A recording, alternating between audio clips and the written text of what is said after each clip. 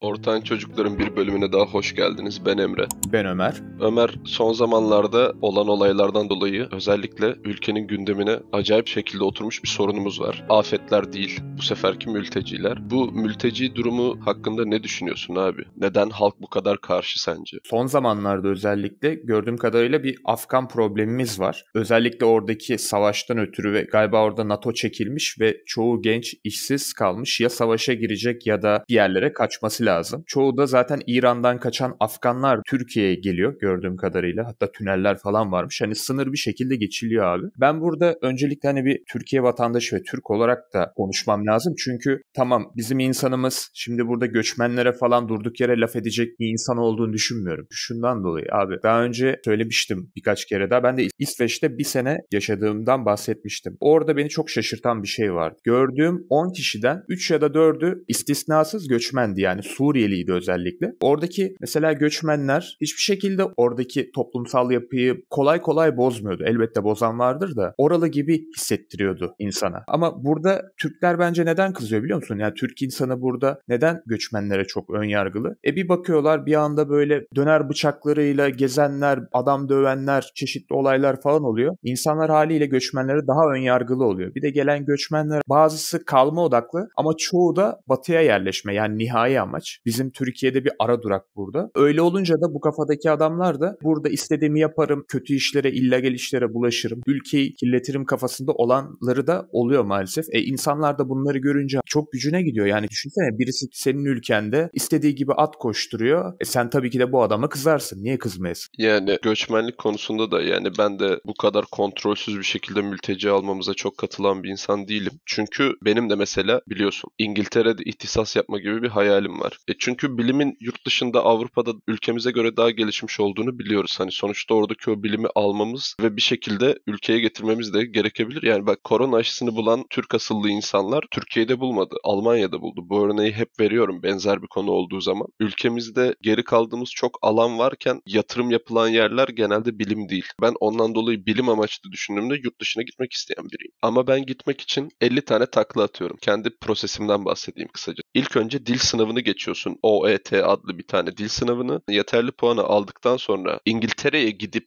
yazılı sınav oluyorsun. Sonra o sınavı da geçersen İngiltere'ye gidip sözlü sınav oluyorsun. Ve ondan sonra Tabipler Birliği'nin eşdeğeri bir kurumu var orada. Oradan kabul aldıktan sonra İngiltere'deki hastanelere başvurabiliyorsun. Eğri oturup doğru konuşalım. Gelen mültecilerden daha kalifiye bir eğitim aldım ülkede, değil mi? Çünkü bizim ülkemiz Afganistan'dan daha gelişmiş. Afganistan kadar çok savaş alanı, muharebe alanı olmamış bir yer ve hani bizde düşük orta sınıf ailelerin çocukları olarak bildiğimiz tek bir şey var: okul okumak. Benim yurt dışına gitmemle onların buraya gelmesini karşılaştıran insanlar görüyorum. Ondan dolayı çok saçma geliyor bana. Bir de gelen insanlara bakıyoruz abi. Gerçekten ilgimi çeken olaylardan biri kadın ve çocuk yok. Hep genç erkekler geliyor. Bilmiyorum, belki bizim yetişme şeklimizden dolayı. Ben mesela ülkemde kalıp savaşmayı tercih ederdim. Elim tutan genç bir erkek olsam ülkemde kalıp savaşmayı tercih ederdim. Ama bunu Afganların tercih etmediğini görüyoruz. Milyonlarca kontrolsüz bir şekilde. İddialara göre İran bayağı tırlara bindiriyor ve ülkeden geçirip sınıra salıyor. Videoları gördük. Ne kadar doğru ne kadar yanlış bilinmez şimdi. Bir tane mesela Afgan var. Diyor ki İran'da Afganların parklara girmesi bile yasakmış. Bir tane parkta baba ve çocuğu görüyorlar. Afgan bunlar. Babası diyor ki yani bir kere öyle bir dayak yedim ki kızımın önünde, onu hiç unutamıyorum diyor. Zaten İran'da ne İran Afganların kalmasını istiyormuş ne de Afganlar İran'da kalmak istiyor. O yüzden de o taraftan hani bayağı bir bu tarafa doğru bir kayma olmuş. Bu büyük bir sorun. Kontrolsüz bir şekilde bu kadar insanı alıyoruz ve bu insanların şehirde huzuru kaçırdığını görmek çok zor değil. Haberleri okuyoruz. Ya bir taciz, tecavüz olayı oluyor ya bir cinayet olayı oluyor. Mesela yakın zamanda BBC Haber'den okuyorum. Altındağ'da yaşanan bir olay var. Burada yanlış hatırlamıyorsak Suriyeli bir grup Türk bir vatandaşımızı öldürüyor ve ondan sonra mahalle dayanamayıp Suriyelilerin kaldığı yere vandalizm yapmaya başlıyor. Bu göçmen sorunu çok fazla göze battığı için ülkenin şu an en fazla göze batan iki sorunundan biri göçmen sorunu. Halk da artık bu durumdan inanılmaz rahatsız. Hani bunun artık siyasi bir partiye inanış vesairesiyle bir alakası yok. İnsanlar ülkede göçmen istemiyor. Eğer sen alanında kalifiye, başarılı bir insansan dünyanın her yerinde kendine bir yer bulabilirsin. Ben bunu Twitter'da gördüm bugün. Doğru mu değil mi bilmiyorum ama Türk Hava Yolları'na ait uçakların Kabil'den sefer sayısı olmadan Kanada'ya Afgan mülteci taşıdığını ama böyle kalifiye, işi gücü olan, okumuş Afgan mültecileri taşıdığına dair bir şey gördüm. Doğru mu yanlış mı bilmiyorum. Twitter'ın yalancısıyım. Hani baktığımız zaman bu Suriyelilerin 9 yıl veya 10 yıl önceki göçünde de baktığın zaman abi hep böyle kalifiye olanların hepsi Almanya, Kanada, Avrupa ülkeleri. Mesela sen birinci elde İsveç'ten görmüşsün yani mültecilerin 1/3'ü Suriyeli diye. Hepsi gitti. Bize kalifiye olmayanı yani ülkeye bir yararı olmayacak vatandaşı kaldı. Göçmen alırken tüm Avrupa ve dünya nedense ülkesine bir yararı olsun veya bizim kalifikasyon yani yetenek standartlarımıza uysun diye bakarken biz bakmıyoruz. Bunun altında yatan neden kimisi diyor ki işte onlar bizim ümmet kardeşimiz bilmem ne. Diğer tarafta diyor ki bu mülteciler Avrupa'nın huzurunu bozmasın, ülkemizde kalsın diye hükümet para alıyor diyor. Aslında bunun en büyük sebebi şudur. İnsanlara şöyle empoze ediliyor. Biz Müslüman dünyasının hani lideriyiz. Biz başka insanlara karşı merhametliyiz falan. Bu pompalanıyor tabii. O ayrı konu. Ama esas sebebinin ben ucuz iş gücü olduğunu düşünüyorum. Ucuz iş gücü olarak gerçekten önemli bir yer teşkil ediyor. Ya tabii ki bu ucuz iş gücü devletten daha çok işverenlerin hoşuna gidiyor. Sigorta yapmana gerek yok. Zaten legal bir dokümantasyonu yok. Bayağı böyle karın tokluğuna resmi rakamlara bakarsan şimdi Afgan işçiler gelmiş günlük 50 lira yevmiyeye çalışıyorlar. 30 gün aralıksız çalışsa 1500 lira. Türkiye'deki askeri ücretin bile altında bir ücretle sen işi çalıştırabiliyorsun ve milyonlarcası girdi ülkeye. Yani biri işi beğenmezse kovarsın. Hiçbir hakkını savunamayacak. Ondan dolayı sıradan vatandaş hariç herkesin işine gelir bir şey. Göçmen sorunu ile ilgili yapılan açıklamaları ben çok yetersiz buluyorum. Bunu BBC Haber'den şu an okuyorum. 11 Ağustos 2021 tarihli bir haberi var. Cumhurbaşkanı Erdoğan, Taliban ile yaşanılan süreç çok sıkıntılı, bu konuda bazı çalışmalar yapıyoruz. Onların lideri olanı kabul etme durumum olabilir demiş. Siyasi olarak baktığında da böyle bir lideri kabul etmek, onun resmi varlığını kabul etmek gibi de olduğu için çok desteklenebilecek bir hamle mi? Bu benim yorumunu yapacağım bir şey değil. Yapılan açıklamalar da yeterli değil. Halk sürekli provoke olmuş durumda. Zaten sıkıntılı olan bir ülkeye 4 milyon Afgan mülteci soktuk. Ondan önce de kaç milyon gayri resmi Suriyeli göçmen soktuk. Hiçbir ülkesine geri dönmüyor. Mesela Avrupa bu göç yönetmelikleri konusunda çok acayip katı ama bizim ülkede aynı katılık yok. Hani Avrupa bizi kıskanıyor'a inanan varsa bizi dinlemesin. Bu kadar başarısız bir göç politikası yürütürken ülkede de inanılmaz çok fazla sorun var. Yani mesela podcast kaydı alacağız. Siyasi olmayan bir konu konuşalım diyoruz. Konuşabildiğimiz bir şey yok. Her şey siyasetleştirilmiş artık. İstemsiz olarak. Çünkü artık insanlar bir yerde bir suçlu arıyor. Bu göçmenler neden geliyor abi? Bu göçmenlere nereden emir geliyordu bu kadar izin veriyor? Mesela Avrupa'da Yunanistan aldı illegal göçmenleri. Adalardan birine koydu. Botla gitti. Bizim umurumuzda değil dedi. Onları da biz geri aldık. Mecbur. Şimdi o biraz hümanist bir hamle ama adamlar kendi ülke refahını gözetiyor. Biz kendi ülke refahımızı gözetmediğimiz sürece başarılı olacağımızı sanmıyorum. Burada eskiden beri yaşayan göçmenler bile hani buraya kalıcı yerleşmiş olanlar bile yeni gelenlerin çoğundan şikayetçiymiş. Diyorlar ki buranın biraz huzurunu bozan tipler var. Öyle insanlar olduğundan da bahsediyorlar. Bir de Türkiye'deki insanlar üzerinde şöyle bir şey kaldı artık. Üzerine bir edebiyat yapılıyor. Niye sen başka insanı istemiyorsun? Sen ırkçı mısın? Ülkende biraz daha az göçmen istemekle sen ırkçı ya da ayrımcı bir insan olmazsın ki. Böyle insanları işaretlemenin ya da parmak göstermenin de bir anlamı yok. İnsanlar görüyor, milyonlarca insan içeri giriyor. Düzensiz bir şekilde giriyorlar. Sınırlardan geçiyorlar. Burada yaşayan insanın da gücüne gidiyor yani.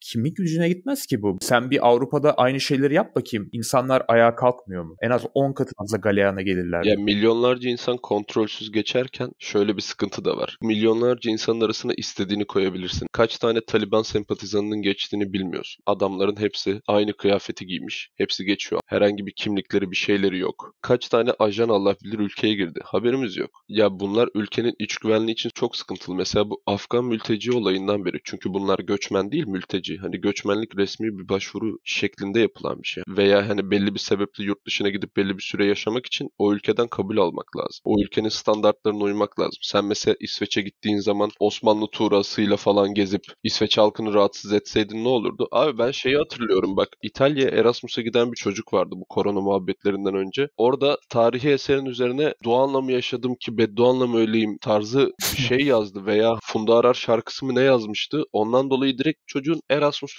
her şeyini iptal edip Hadi ya. yolladılar. Sınır dışı ettiler. Böyle aptal bir vandalizm örneği bizim ülkede olur da orada olmaz sonuçta. Yeşil pasaportumla gittim. İlk başta Erasmus'ta hani İsveç'e Stockholm'deyken havaalanında geçerken baktılar benim pasaportuma. Tipime baktı, inanmadı. Nereye geldin dedi. Yurda geldim, kalacağım. Okulumu da gösterdim. Belgelerim elimde. Kadın beni 1 saat orada tuttu. Araştırıyor, soruyor, diyor, bakıyor. Yok diyor, aynı kişi değil. Belge var. Nerede yaşayacağım, nerede kalacağım, hangi okulda okuyacağım hepsi belli. Ama yine de o kadar tuttu ki düşün ne kadar dikkatliler, ne kadar o konuda hassaslar. Tabii ki canım, iç refahı sağlamak için sınırların korunması çok mantıklı bir şey yani ve biz bunu istiyoruz. Bu sağlanmadığı için halk da rahatsız. Bir de sonuçta bu insanlar da zengin olarak gelmiyorlar buraya. Sınırdan kaçarak geliyorlar. Sınırdan kaçarak gelen insanlar ne yapacak? Sosyoekonomik durumu düşük mahallelerde yaşayacak. O mahallelerin insanın huzurunu kaçırdığın zaman bir de şöyle bir olay var. Buradaki gibi elit semtlere benzemez. Elit semtlerden hümanistlik yapmaya benzemez. Oranın sokaklarında yaşamamış bir insan mesela yorum yaptığında benim çok sinirimi bozuyor. Benim ailem zorunlu hizmet yaptı. Üçüncü bölge dediğimiz böyle sosyoekonomik durumu daha düşük olan yerlerde hizmet verdik biz sağlık personeli olarak. Oraları ben kendim birinci elden gördüm. Senin baban da devlet çalışanı. Aynısını sen de yaşamışsındır. Hani oraları görmemiş insanların yaptığı yorumlar bana çok boş geliyor. Bu mülteci sıkıntısının çözülmesi bir şekilde lazım. En azından yenileri almayıp burada olanların da bir şekilde çabucak yollanması gerektiğini düşünüyorum ben. Çünkü biz abi ümmet kardeşi vesaire ne dersen de bizim sosyal yapımız farklı. Biz laik bir ülke olarak başladık bu işe.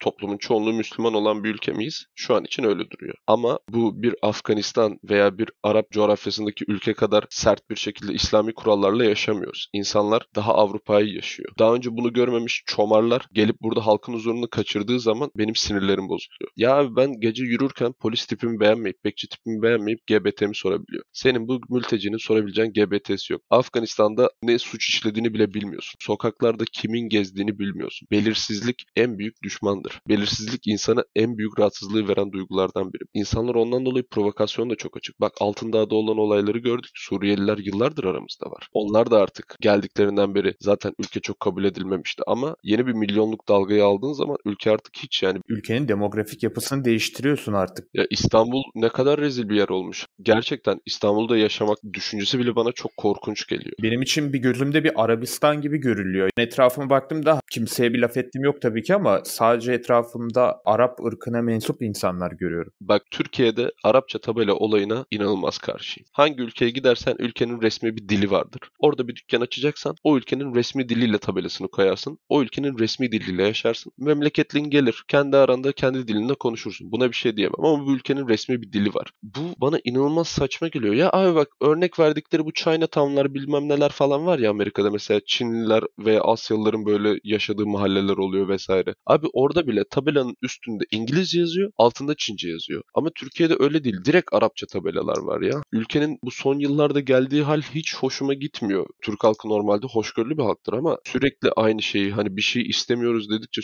sürekli yapılması artık halkın da umurunda değil. Artık insan can derdinde ya. Sokakta insanlar rahat yürüyemiyor. Düşünüyorum ya kız arkadaşlarım vesaireler falan akşam olduklarında yemin ediyorum başlarına bir şey gelmesin diye ben mesela atıyorum bir yere gideceksek kapılarına ben giderim şey yaparım. Bu ülke bu halde değildi yani. Şimdi akşam mesela insanlar çocuğunu sokağa salamıyor. Biz mesela gece saklambaçı diye çok sevdiğimiz bir olay vardı Çatalca'dayken hatırlarsın. Akşam karanlığında saklambaç oynamak daha zevkliydi. Şimdi öyle bir şey yaptığını düşünsene. 2 gün sonra Twitter'da fotoğrafını paylaşırlar ya çocuğum kayboldu diye. Bu tarz şeyleri göz yumuldukça da insanlar cesaret buluyor. Acil bir şekilde çözülmesi gereken bir sorun ve bu sorunu kim çözecekse iktidarı o eline alacak. Bu sorunun yok olduğunu düşünmek veya yokmuş gibi davranmak gerçekten ülkede büyük bir denge değişikliğine yol açacak bence. X partisi olur, Y partisi olur. Benim çok umurumda değil. Benim istediğim tek şey bu sorunun çözülmesi. Ülkenin en büyük sorunu bu. İkinci sorun da afetlere karşı başarısızlık. O da artık başka bir bölüme. Göçmen sorunu 1-2 gün boyunca sadece kalan bir durum değil. Uzun süredir gündemde kalan ve bence de uzun süre gündemde kalabilecek bir durum. Bu bölümümüzün sonuna gelelim. Ortanca Çocuklardan bu haftalık da bu kadar. Ben Ömer. Ben Emre. Kendinize iyi bakın. Hoşça kalın. İyi günler.